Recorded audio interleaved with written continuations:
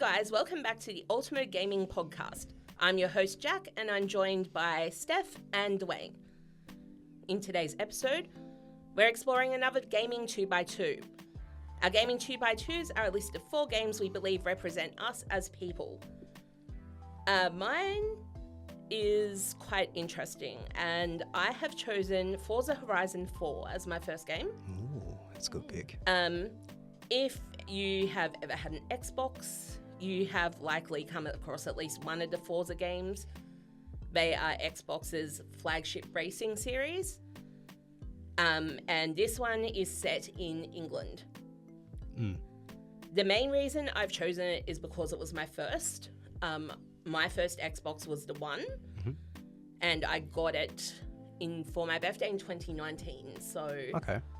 So about 6 years ago now, which is very scary. And quite a pertinent time considering what was to come in 2020. So the reason I've chosen this one, because it's my first, but also the Lego expansion, I am a Lego person. And it has a full Lego world within the world as an expansion, and it's just fabulous. Why Forza over other racing games? I really like the physics in Forza.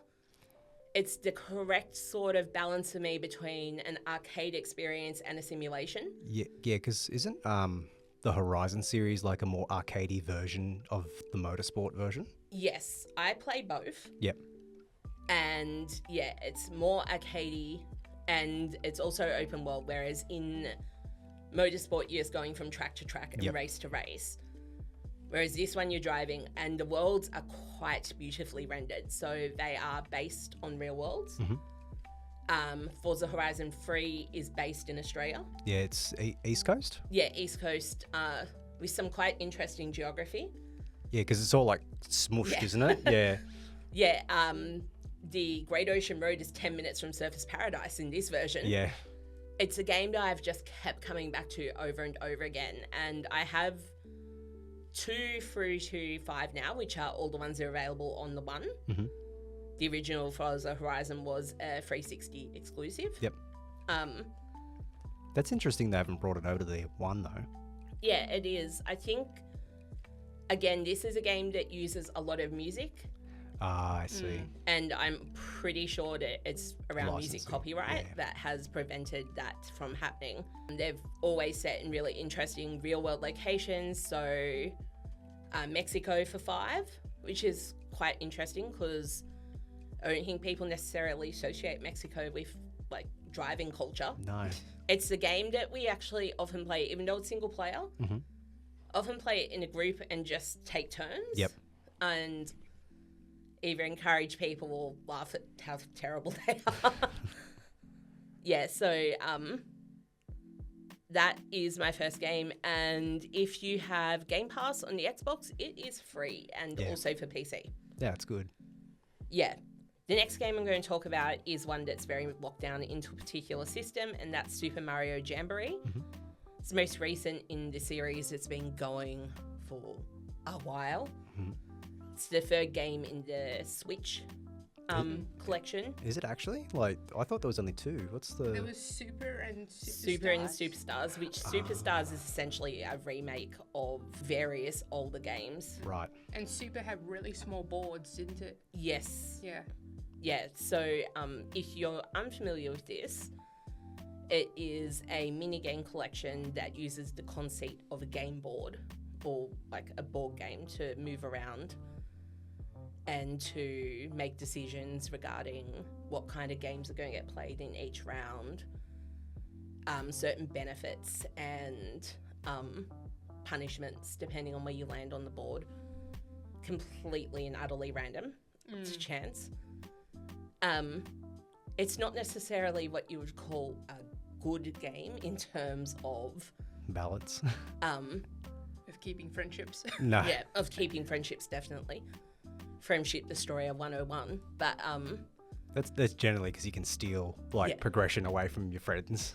Yes, you can steal progression. You can, depending on how you set up mini games that advantage your particular skill set.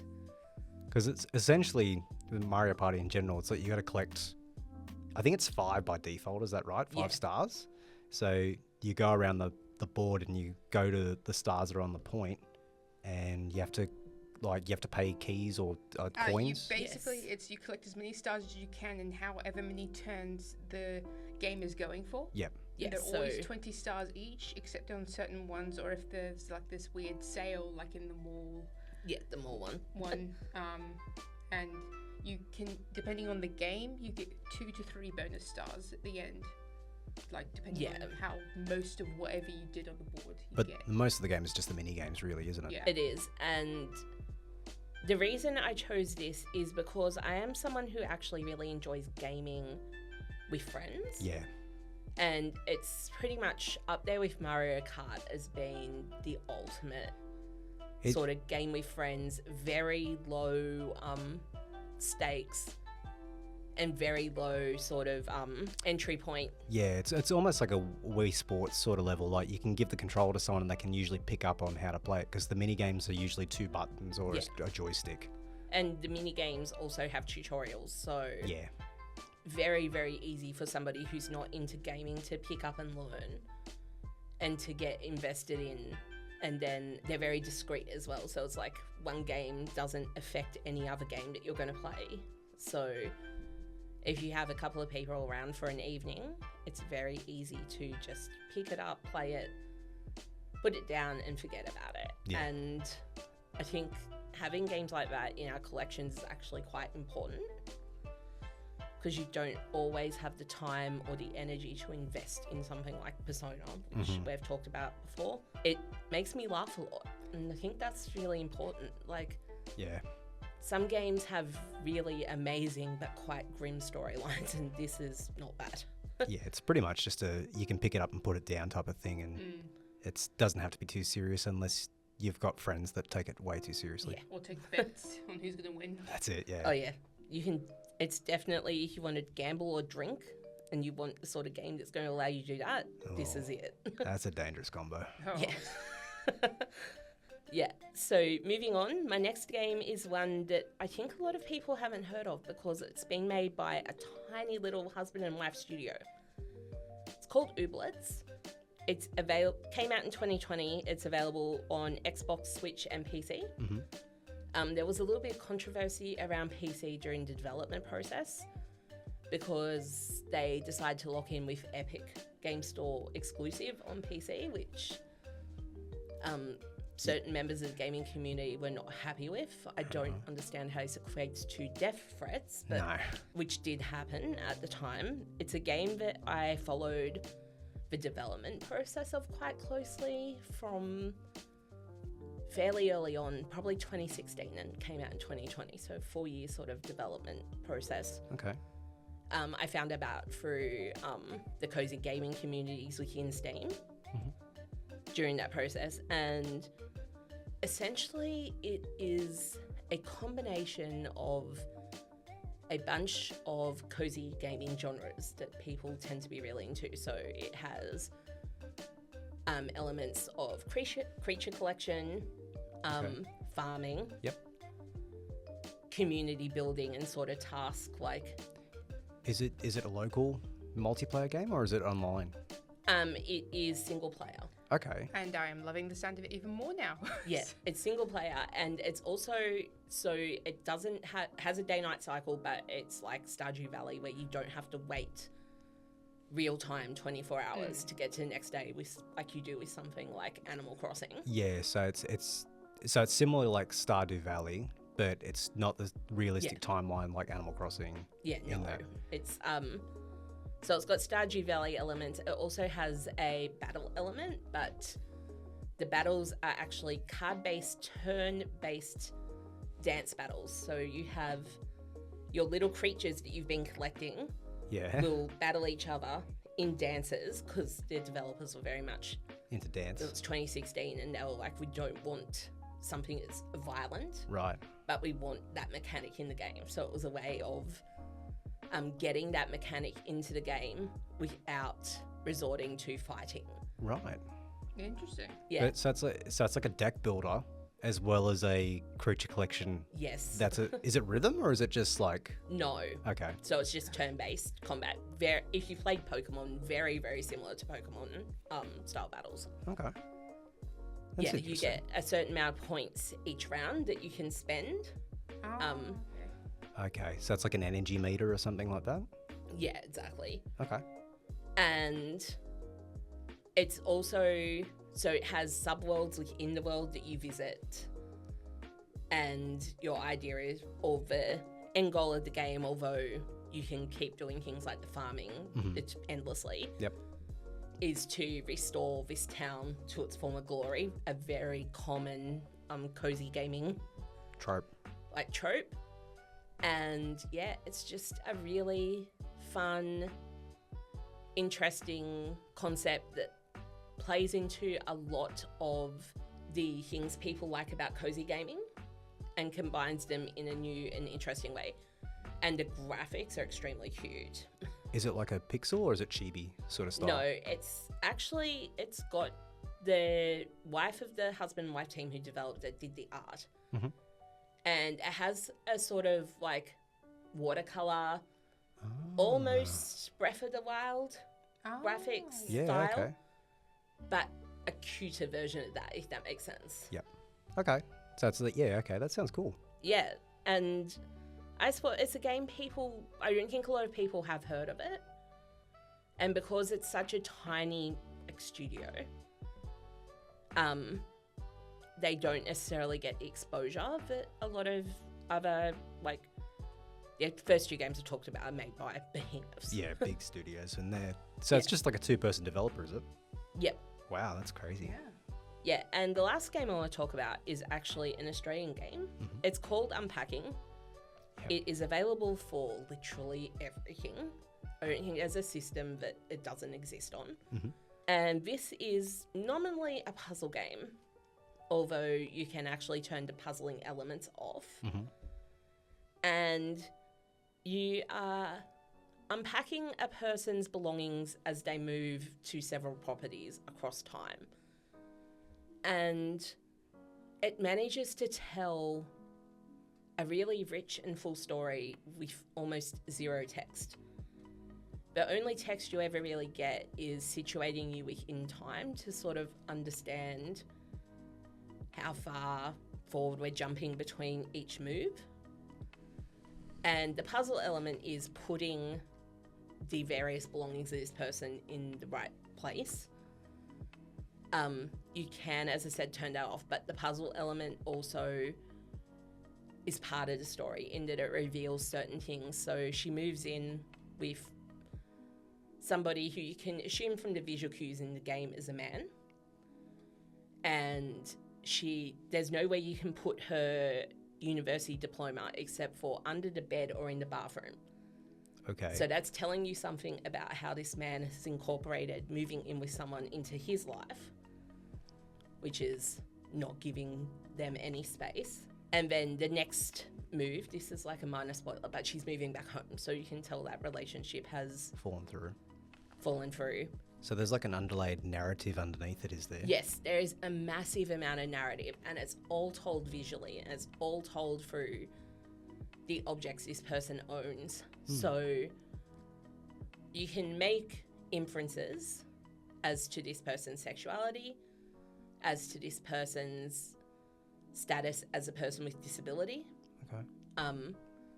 Across the course of the game, in the beginning, when she's in her early 20s, the protagonist is female. She has rock climbing gear. And by the end of the game, where she's in her early 30s, she has a cane and a wrist brace and other equipment that strongly suggests that she's developed a chronic illness or disability across that 10-year time period. Right. And the graphics are quite interesting. So they've gone for pixel, but it's more modern sort of take on pixel art. Yep. Which makes it a lot more accessible because the game developers were very interested in accessibility. That's one of the reasons why there is extremely limited dialogue in the game and extremely limited text, is that they want people who don't read or can't read English to be able to play the game and fully understand the story. And it's got a whole heap of a raft of accessibility sort of things built in. You could probably make some inferences about the developers based on that as well. But yeah, it's just as a surprisingly affecting story. Yeah, And you're sort of like rooting for this character. She starts off and she's about 10. And you follow this person through to having a child and like being married.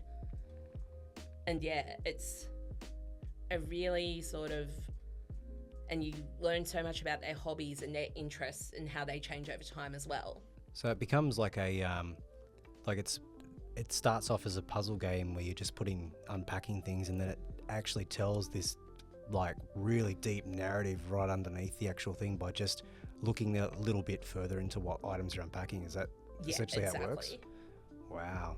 I can't believe someone even thought of that sort of concept. That's pretty cool, actually. Yeah, it was made in Brisbane as well. Brisbane seems to be quite the hub of Australian creativity at the moment. It's because they're all banana benders. Yeah, so they're my 4. Do you have any? I think the one out of the games that you listed, I think what surprised me was actually Forza. Yeah, same here, actually. I didn't think Forza would be on your list out of everything, but like it kind of makes sense because it's just a cool sort of game. And like I've got to ask then, do you have like a favorite car then? Yes. Yeah, I'm actually a huge fan generally in real life as well of cars that look quite mundane and have ridiculous engines. So sort of like your hotted up European saloons like BMW M5.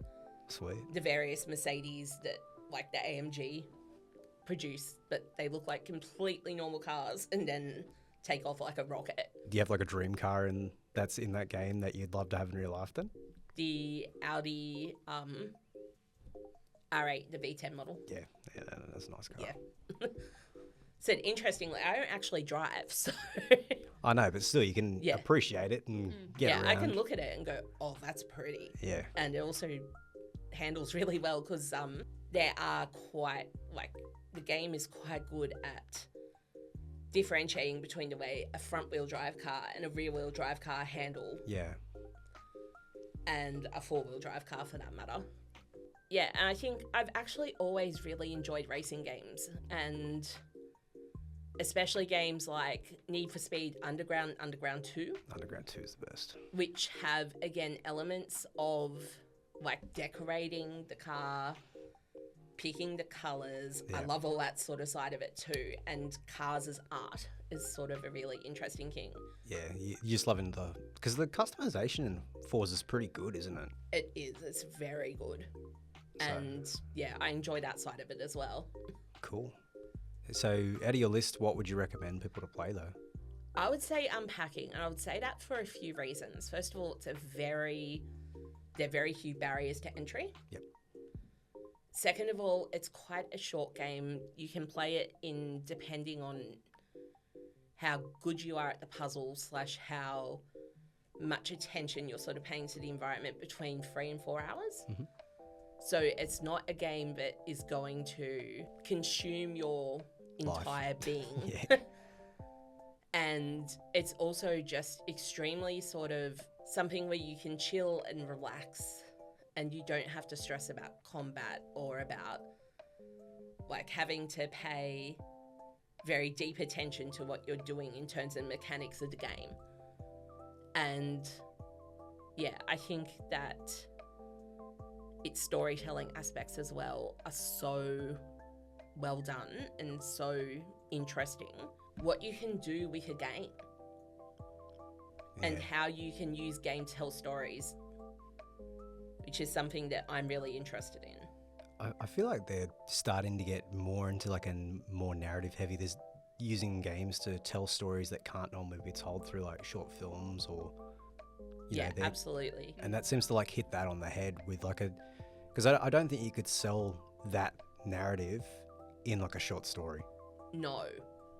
So that's where I think that it kind of gives you a different point of like difference when it comes to those types of stories to be told, which is, it's cool that, you know, especially Australian developers are doing it. So that's cool. Yes. Yeah, another game that just missed out on my list is very similar in that it's called I Was Teenage Exocolonist, and it's largely a visual novel. But again, it wouldn't necessarily work in any other format because you replay the game over and over again with the knowledge you've gained on the previous runs of the game. Right. And yeah, I don't see that actually working as a storytelling mechanism in any other format. I have, that one I don't agree on. I've actually seen a movie. It's a German movie. I forget the name of it. But it's about this girl who has to save her boyfriend, and she constantly goes to rob the bank. She constantly gets killed throughout it. But then at one point, like, she goes to fire a gun. She doesn't have the, locking mechanism off.